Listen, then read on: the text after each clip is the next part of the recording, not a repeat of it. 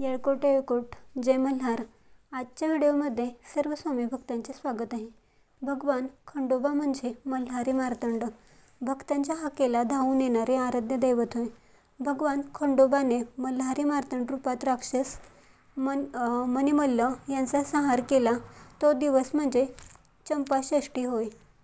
हा दिवस खंडोबाचे भक्त उपवास, पूजा, मिरवणुका आणि येळकोट येळकोट जय मल्हार असा जयघोष करत मिरवणूक काढली जाते।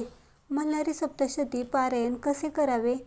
भगवान खंडोबा मल्हारीच्या कृपाप्राप्तीसाठी मल्हारी सप्तशती पारायण हे अतिशय प्रभावी मानले जाते। यावर्षी 2025 मध्ये चंपाषष्ठी 26 नोव्हेंबरला आलेली आहे। हा दिवस खंडोबाला समर्पित आहे। हा दिवस मार्गशीर्ष महिन्यातील शुद्ध षष्ठी तिथीला साजरा केला जातो। जीवनातील संकटांचा नाश, शत्रूंचा पराभव करण्यासाठी आणि धैर्यवृद्धीसाठी तसेच घरातील शांततेसाठी मल्हारी सप्तशती पारायण अत्यंत प्रभावी मानले जाते। आपण या व्हिडिओत बघणार आहोत मल्हारी सप्तशती पारायण करण्याची सोपी पद्धत, नियम आणि फायदे आपण या व्हिडिओमध्ये जाणून घेणार आहोत। मल्हारी सप्तशती हा खंडोबा मल्हारीचा महिमा सांगणारा ग्रंथ आहे।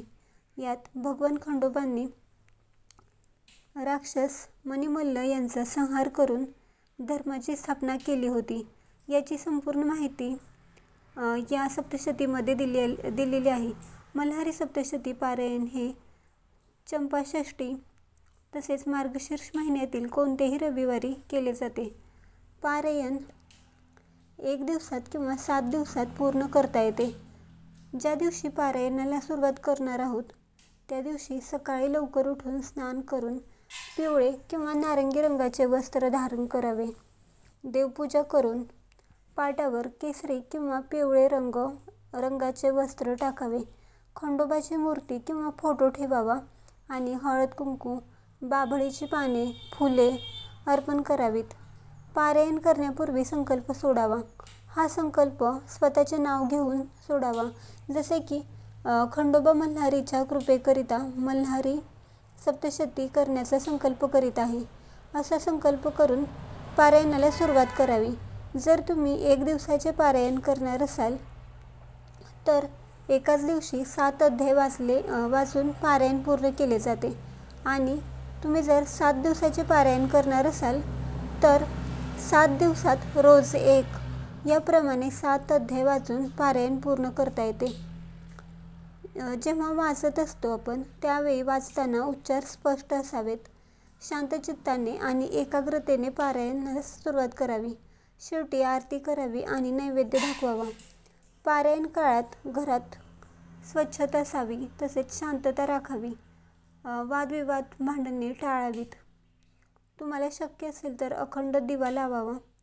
मल्हारी सप्तशती पारायण हे जीवनातील अडथळे दूर करते आणि घरात शांतता टिकवून ठेवते। नियमित पारायण केल्यास किंवा फक्त रविवारी 7 अध्याय वाचले तर चांगले परिणाम दिसून येतात।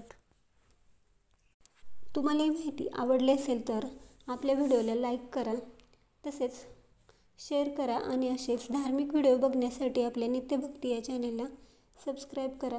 तसेच तुम्हाला जर कोणत्या विषयावर व्हिडिओ बनवायचा असेल तर तसं देखील सांगा।